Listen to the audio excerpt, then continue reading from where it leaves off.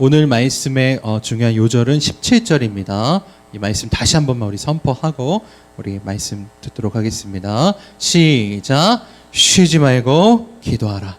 아멘. 오늘 말씀은 우리 제목 한번 띄워주시겠어요? 네. 같이 한번 읽어볼까요? 시작.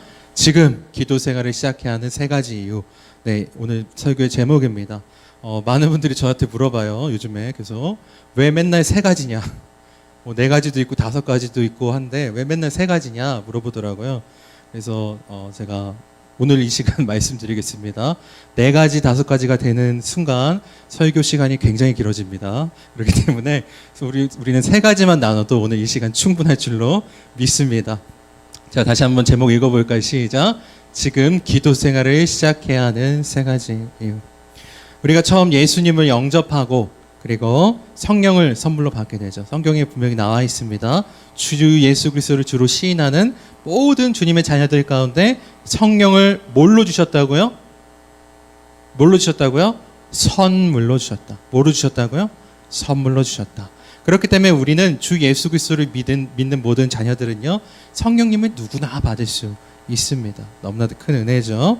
이것을 우리는 임마누엘의 축복이라고 이야기합니다. 임마누엘의 뜻이 뭐죠? 하나님이 우리와 함께 하신다. 다시 한번 해볼까요? 임마누엘. 시작. 하나님이 우리와 함께 하신다. 이것을 선물로 주셨대요. 이 놀라운 은혜, 이 놀라운 축복이 오늘 이 시간 우리 가운데 있을 줄로 믿습니다. 근데요, 이 성령을 선물로 받으면요, 우리 삶 가운데 또한 우리 몸 가운데 증상들이 나타납니다. 어떤 표시들이 나타나요. 성령 받았으면 성령 받은 표시들이 막 나타납니다. 대표적으로 성령 처음 받을 때 우리가 경험했던 체험들 가운데 우리는 이것을 통회자복이라고 이야기합니다. 말이 굉장히 어려운데 옛날부터 그렇게 이제 불러왔습니다. 통회자복. 그러니까 회개긴 회개인데 내가 진심으로 성령에 이끌려서 내 영이 회개하는 회개. 정말 눈물이 하염없이 흐르고 스스로 죄인임을 느끼면서 주님 앞에 무릎 꿇고 십자가 앞에 무릎 꿇고 하나님 앞에 나아가는 회개, 이걸 보고 통회자복이라고 이야기합니다. 이런 역사들이 일어납니다. 그러면서 우리는 진짜 예수님을 주로 신하게 되죠. 성경에 보니까요, 누구든지 성령님의 도우심이 없이는요, 예수님을 주로 신할 수 없다라고 성경에 기록되어 있습니다. 그렇기 때문에 우리가 이 성령님을 통하여서 통회자복을 하게 되죠. 그런데 이 회개가 터지게 되면 그 다음부터는 이제 성령님이 우리 안에 임하시게 됩니다. 그러면 이제 두 번째 증상이 나타나는데요. 우리 입에서 방언과 같은 혹은 통변과 예언과 같은 은사들이 나타나기 시작합니다. 이런 증상들이 나타나죠. 초대교회의 오순절 성령 강림절에 가장 먼저 성령이 임하셨을 때 나타나는 증상이 무엇이었냐? 바로 방언을 하는 것이었습니다. 그렇기 때문에 이건 가장 성경적인 내용이죠. 그러나 이제 대부분 그런 증상들이 나타나지만 성령을 받았지만 스스로 방언을 할 수 있음에도 이제 모르고 지나가는 경우도 있겠죠. 그러나 대부분 이제 올바른 교회 생활을 열심히 하고 이제 기도 생활을 열심히 하고 올바르게 목사님의 지도를 받고 신앙 생활을 하는 모든 성도들은 성령을 받으면 이러한 역사들이 일어날 수 있다라는 것입니다. 첫 번째는 통회자복, 두 번째는 방언, 통변, 예언과 같은 은사들입니다. 지금 말씀드린 이 두 가지에는요, 근데 공통점이 있습니다. 그 공통점이 무엇이냐면 바로 우리의 어떤 행동을 통해서 나타나는 일들입니다. 어떤 행동일까요? 바로 기도하는 일입니다. 이 모든 것들이 기도를 통하여서 나타나는 현상들이라는 것입니다. 그렇기 때문에 대부분의 성령의 역사들은요, 기도하면서부터 나타나기 시작합니다. 믿으십니까? 다시 한번 말씀드리지만 오순절 성령 강림하셨을 때 마가의 다락방에서 제자들이 뭐하고 있었죠? 놀고 있었을까요? 아니면 교제하고 있었을까요? 봉사하고 있었을까요? 뭐하고 있었죠? 주의 성령을 기다리면서 기도하고 있었더라 라고 성경은 분명히 이야기하고 있습니다. 그렇기 때문에 이 모든 성령의 역사들이 대부분 기도로부터 시작되고 그리고 기도를 통해서 점진적으로 더욱더 강력해지기 시작합니다. 점점점 기도함으로 인해서 하나님의 역사, 성령의 역사, 그리고 하나님의 음성이 강해지고 그것을 보고 우리는 무엇이라고 이야기하냐면요, 네 글자로 성령 충만이라고 이야기합니다. 성령 충만 아시죠? 성령님이 우리 안에 충만하신 것. 근데 이것이 무엇으로부터 시작된다고요? 바로 기도하는 것으로부터 시작되더라. 그리고 기도가 점점점 쌓여가면서 더 강력해지면서 우리는 성령 충만해지더라 라는 것입니다. 제자들이 예수님께 물어봤습니다. 예수님, 저도 예수님처럼 이렇게 병도 고치고 복음 사역도 하고 귀신도 내어주고 이런 능력이 나타나고 싶은데 이렇게 하려면 어떻게 해야 됩니까? 그랬더니 주님께서 말씀하셨습니다. 기도 외에는 방법이 없다. 무슨 뜻입니까? 성령 충만하기 위해서는 기도밖엔 답이 없다라는 것입니다. 믿으십니까? 이것이 성경이 이야기하고 있는 성령 충만과 기도의 관계입니다. 그래서 우리는 이것을 성령 충만이라 부른다. 그런데요, 성경은 분명히 이야기하고 있습니다. 뭐라고 이야기합니까? 너희가 매일같이 뭐하라고요? 성령 충만하라. 너희가 항상 성령 충만하기에 힘써라 라고 이야기하고 있다는 것입니다. 자, 다른 말을 해볼게요. 지금까지 제가 이야기했던 내용을 쫙 봤을 때, 훑어봤을 때 성령 충만하려면 뭐 해야 된다고요? 기도로부터 시작된다고요. 기도해야 된다고요. 기도 충만이 곧 성령 충만과 같다고요. 그렇다면 너희가 매일같이 성령 충만하라 라는 뜻을 다르게 해석하면 어떻게 될까요? 너희가 매일같이 기도하라. 이해가 되십니까? 와 같은 맥락이다. 같은 뜻이다 라는 것입니다. 그렇기 때문에 오늘 본문 말씀인 본문 한 번 더 띄워주세요. 데살로니가 전서 15장 17절의 말씀에 성경 사도 바울은 뭐라고 이야기하고 있습니까? 쉬지 말고 기도하라. 이게 얼마나 어려운 일인지 아십니까? 뭐 하지 말라고요? 쉬지 말고 기도하라. 주님 어떻게 쉬지 않고 기도합니까? 매 시간 우리가 어떻게 기도만 하고 삽니까? 이렇게 이야기할 수 있겠죠. 주님께서 말씀하시는 것은 뭐 아침에 일어나서 밤에 잠잘 때까지 기도만 계속해라 이런 뜻이 아니겠죠. 항상 기도하는 일에 힘써라. 예수님께서 하셨던 가장 첫 번째 일이 무엇이었습니까? 아침에 일어나셔서 한적한 곳에 가서 기도함으로 시작하셨습니다. 근데 그 기도의 모습을 어떤 제자들이 봤더니 그 모습이 어땠냐면요, 땀방울이 핏방울처럼 막 쏟아지면서 열정적으로 하나님 앞에 기도하고 계셨대요. 아니, 하나님의 아들이신 예수님께서도 왜 그렇게 기도를 하셨을까요? 본인이 하나님 본인이신데 왜 기도를 하셨을까요? 왜 하셨을까요? 그게 하나님 나라의 법칙, 즉 이 땅 가운데 하나님의 역사가 나타나는 하나님의 방법이고 법칙이기 때문입니다. 세상이 돌아가는 법칙입니다. 마치 아침에 해가 뜨고 해가 지고 또 달이 보이는 것처럼, 낮과 밤이 있는 것처럼, 아침이 되면 저녁이 되는 것처럼 이런 세상의 원리는 우리는 확실히 믿고 있죠. 이건 당연한 원리다라고 믿고 있습니다. 마찬가지입니다. 하나님 나라의 역사는요, 기도하지 않으면 일어나지 않는다. 하나님 나라의 역사는 쉬지 말고 기도할 때, 성령 충만할 때 그 역사가 일어난다. 이것이 하나님의 변하지 않는 법칙이다라는 것입니다. 결국 기도하는 것, 기도 생활을 하는 것, 이것이 성령 충만의 길이다라는 것입니다. 근데 이것은 해도 되고 안 해도 되고 아닙니다. 성경은 분명히 이야기하고 있습니다. 뭐라고 다시 한번 읽어볼까요? 시작. 쉬지 말고 기도하라. 이것이 하나님의 뜻이니라. 하나님의 뜻이면 우리는 반드시 지켜 행해야 될 의무가 있습니다. 자, 그렇다면 이제 지금부터가 이제 본론이죠. 그렇다면 우리가 기도 생활을 이렇게 열심히 해야 될 이유를 이제 찾았다면, 그렇다면 이렇게 우리가 기도 생활을 하고 쉬지 않고 기도를 할 때, 오늘은 뭐 기도의 능력에 대해서 이야기하지는 않겠습니다. 그렇지만 기도 생활을 통하여서 변화되는 우리의 삶이 어떤 것들이 나타나는가를 세 가지 이유로 말씀드리고 싶습니다. 첫 번째 이유입니다. 첫 번째 이유, 내 중심이었던 삶이 하나님의 중심으로 바뀌게 됩니다. 다시 한번, 내 중심이었던 삶이 하나님 중심으로 바뀐다.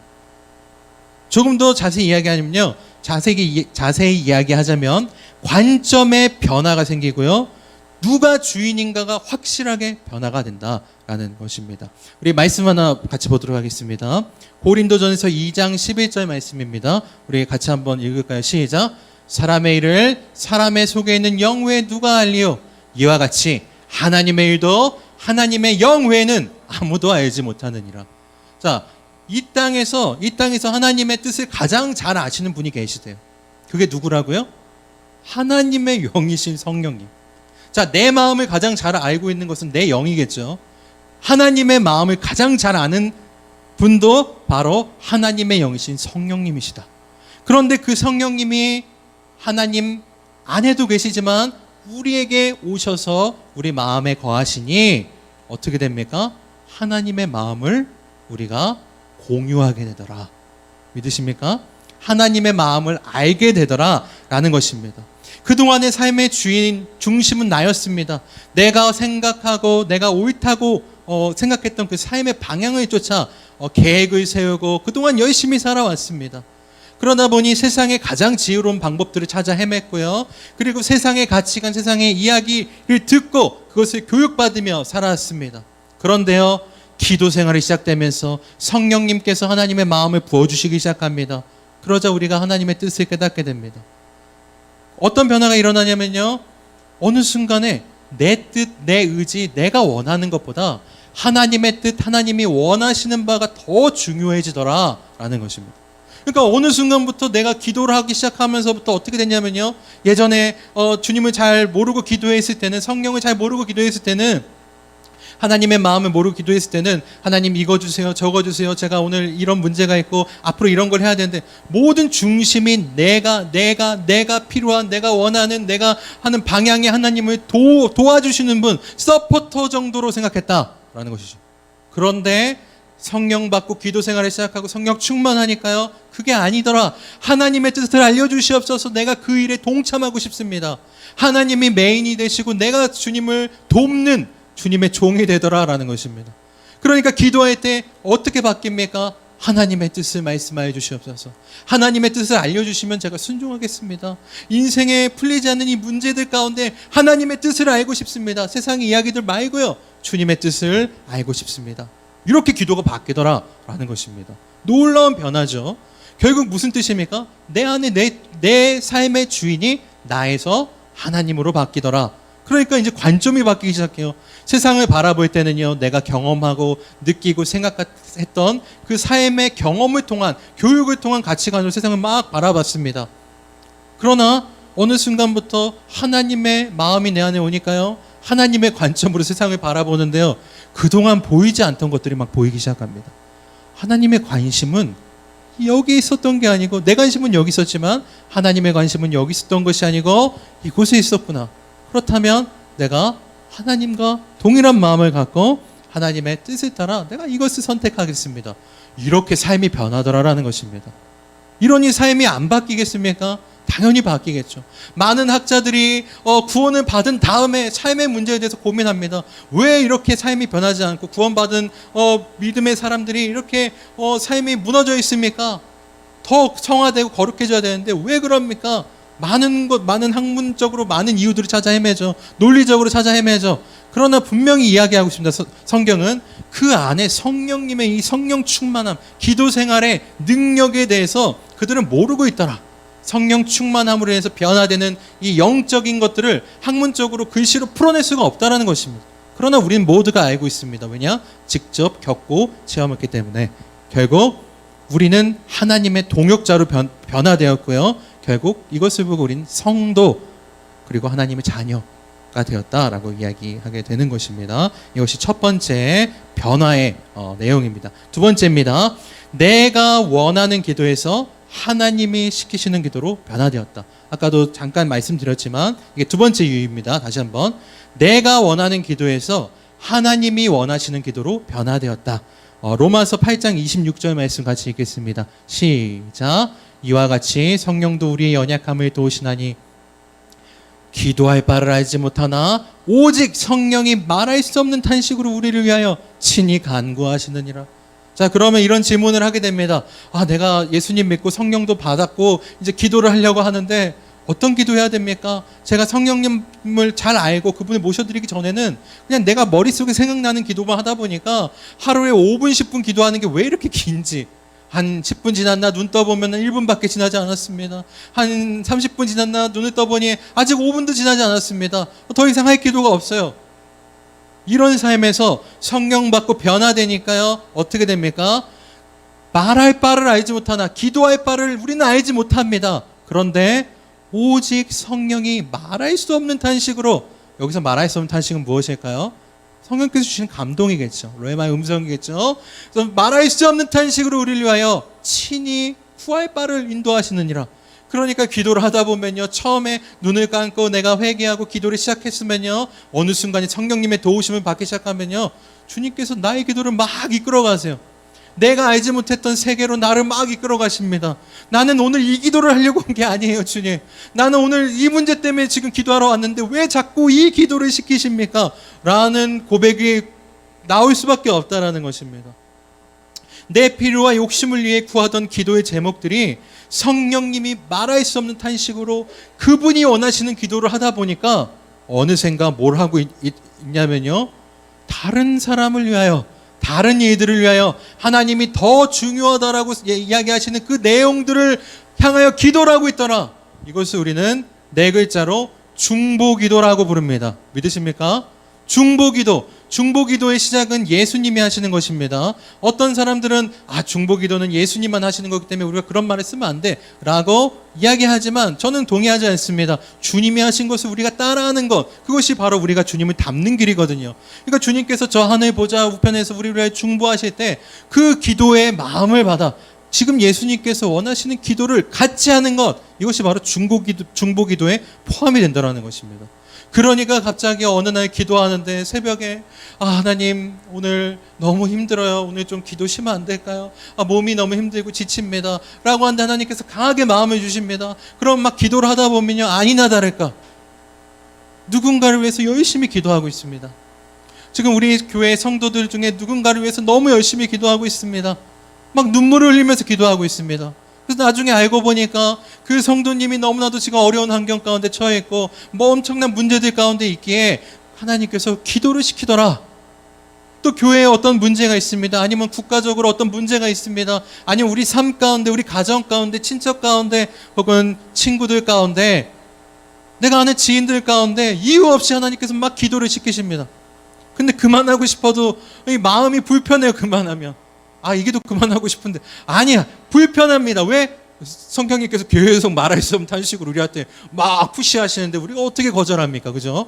그러면은 그것을 기도하다 보면 아니나 다를까 하나님께서 우리가 알지 못하는 방법으로 그 누군가를 위해 기도하게 하시고 그 기도로 말미암아 뭔가 그 사람의 삶에 변화가 일어나고 있다라는 것을 깨닫게 된다라는 것입니다. 결국 이제는 더 이상 나를 위해 살 수 없고 오직 누구를 위해 살게 됩니까?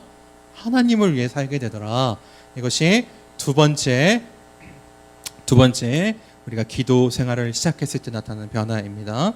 자, 세 번째입니다. 세 번째는요, 하나님의 비전을 보게 된다라는 것입니다. 하나님의 비전을 보게 된다. 내 꿈과 야망이 있습니다. 왜 사람이 살면서 꿈도 없고 야망도 없는 사람이 어디 있습니까? 그게 뭐 욕심이든 그게 어떤 이룰 수 없는 일이든 어쨌든 간에 내 안에 강력한 내가 이루고 싶어하는 무언가가 있습니다.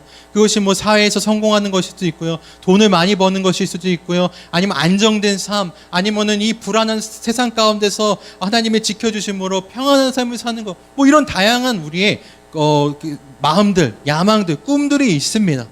그런데요, 어느 순간에 그 모든 것들이 내려놔지고요, 그 모든 것들이 너무나도 중요했다고 생각했던, 평생 그것을 붙들고 왔던 그 모든 것들이 다 손이 놔지더라. 내 안에 평안이 찾아오더라. 그 모든 게 아무것도 아니게 되더라 라는 것입니다. 언제요? 하나님이 비전을 보여주실 때, 하나님이 우리가 살아있는 이 우리 인생에 대한 진짜 가치, 우리가 왜 지금 여기 있고 왜 지금 하나님께서 부르셨고 왜 기도를 시키시는지 깨달아질 때 그 모든 것들이 자유함을 얻고 진짜 우리의 삶의 목적을 찾게 된다라는 것입니다. 제 간증을 잠깐 하자면요, 저는 정말 요즘에 열심히 기도를 하려고 하고 있습니다. 왜냐하면요, 하나님께서 부흥을 너무 주시기를 원하시기 때문에 계속해서 푸시하십니다. 계속해서 기도하지 않고는 견딜 수 없게 하십니다. 하나님께서 막 은혜를 주시고요, 스스로 많은 것들을 보게 하십니다. 깨닫게 하십니다. 저는 이걸 하나님의 사인이라고 봅니다.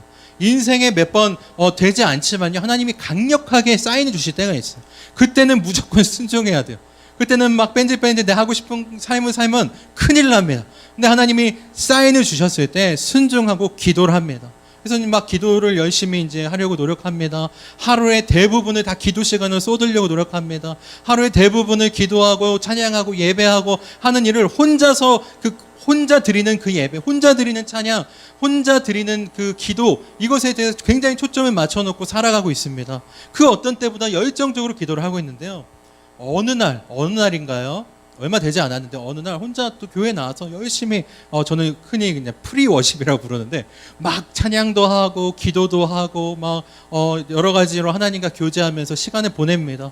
그러면서 막 열심히 또 찬양하고 부르짖으면서 기도를 하고 있는데 하나님께서 다시 한번 저에게 두 번째 통회 자복을 허락하셨습니다.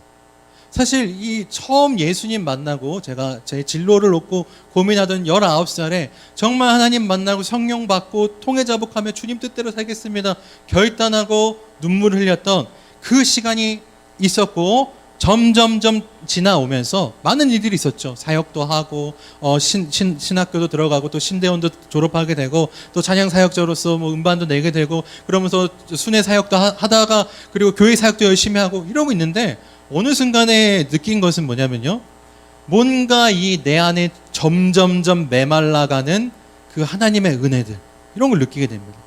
사역은 많이 하는데 정작 내가 갈급한 느낌, 이런 것들을 막 느끼기 시작하죠. 그러면서 내 안에 뭔가 예전에 엄청난 하나님의 공급으로 인해서 공급이 됐기 때문에 내가 이것을 사람들에게 나눠줄 수 있고 흘려보낼 수가 있었는데 어느 순간부터는 쥐어짜고 있습니다. 어느 순간부터는 누가 이런 멋진 말을 했구나, 그럼 이 말이 좋으니까 이거를 가져다가 내가 멘트를 해야지, 또 이 찬양 어떤 유명한 사역자가 불렀으니까 모두가 알 거야, 그러니까 이거는 히트곡이니까 열심히 부르면 다들 은혜가 되겠지. 점점 이렇게 변화되는 것을 느끼고 있다라는 것이죠.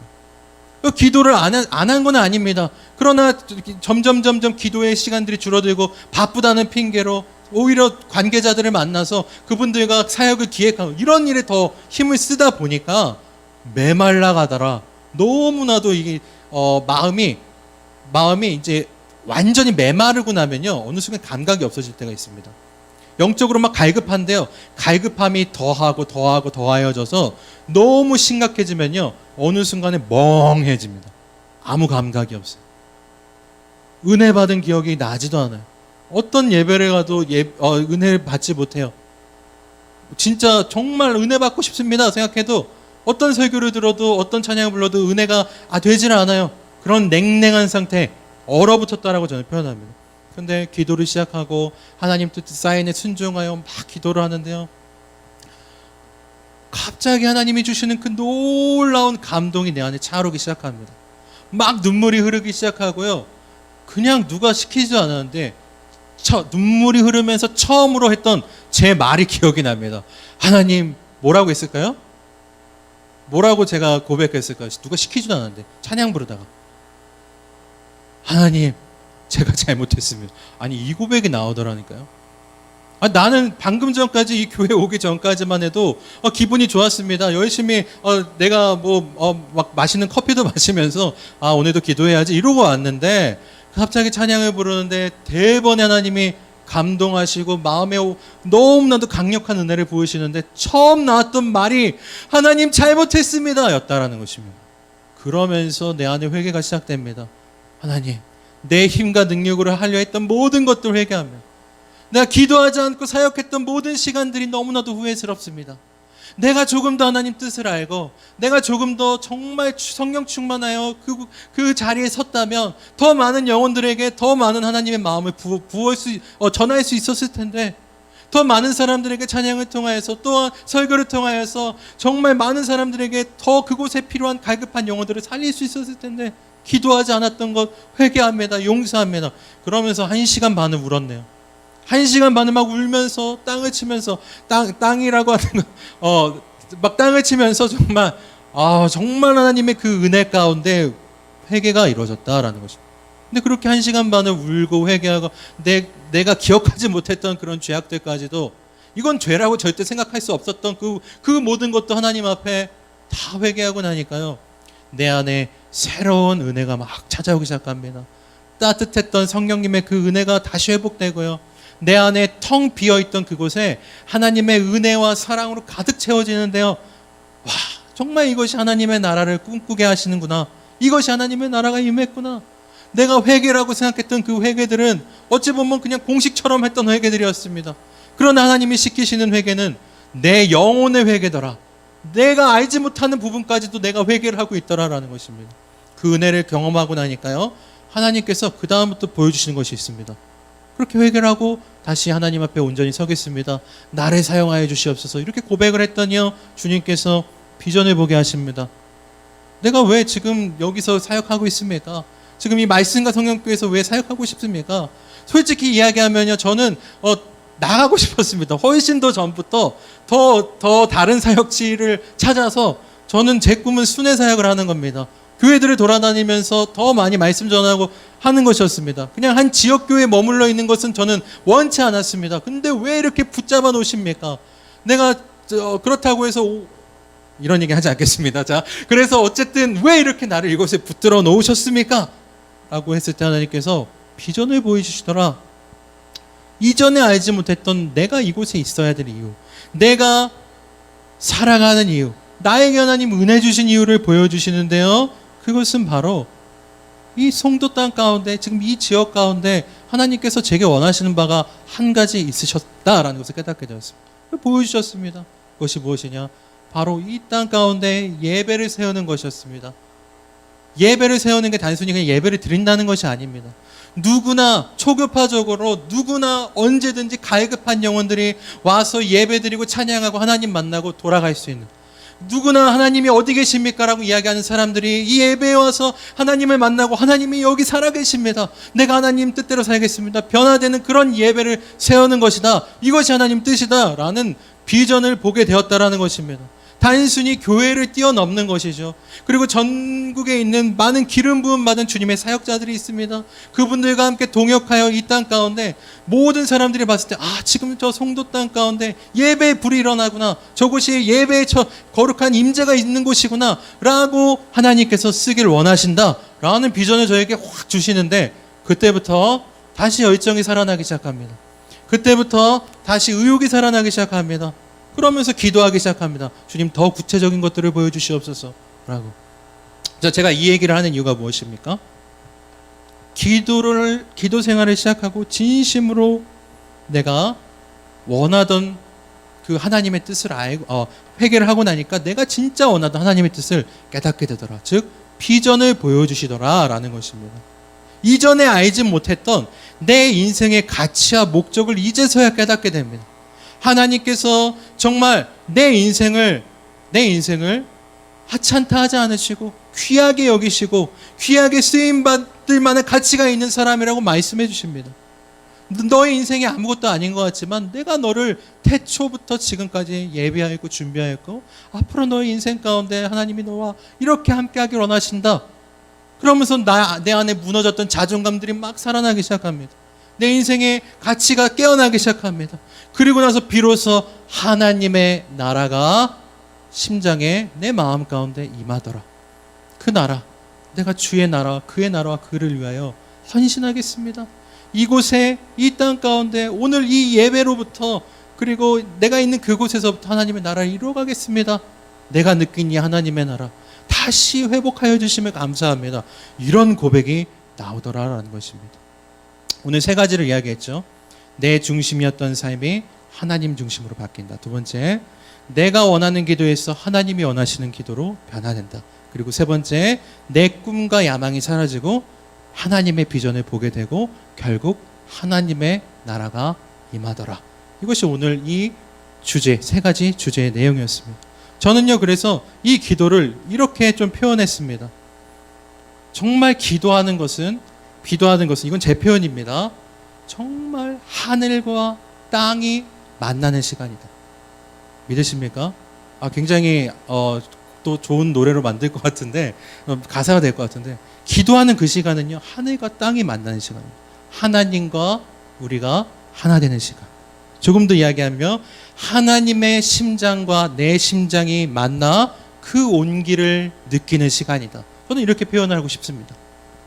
결국 기도 생활은 성령 충만입니다. 이것은 하나님의 뜻입니다. 결국 우리는 하나님의 마음을 알게 되고 그분의 동역자가 되고 나아가 하나님의 나라를 향해 나아갈 수밖에 없게 된다라는 것입니다. 그런 사람들이 모인 곳이 바로 교회고 그런 사람들이 쓰임받기 위해 오늘 이 자리에 있다라는 것입니다. 이런 곳에 하나님이 부흥의 불을 내려주실 것이고 우리 각자에게 하나님의 비전을 보여주실 줄로 믿습니다. 이것이 우리를 이 자리로 부르신 하나님의 뜻이고 목적입니다. 우리 마태복음 6장 33절 말씀 같이 한번 읽겠습니다. 시작. 그런즉 너희는 먼저 그의 나라와 그의 의를 구하라. 그리하면 이 모든 것을 너희에게 더하시리라. 믿으십니까? 하나님의 나라를 구하는 그 백성들에게 하나님의 놀라운 은혜가 임할 줄로 믿습니다. 이제 우리 성령이 오셨네 같이 찬양 드리고 우리 같이 통성으로 기도하도록 하겠습니다.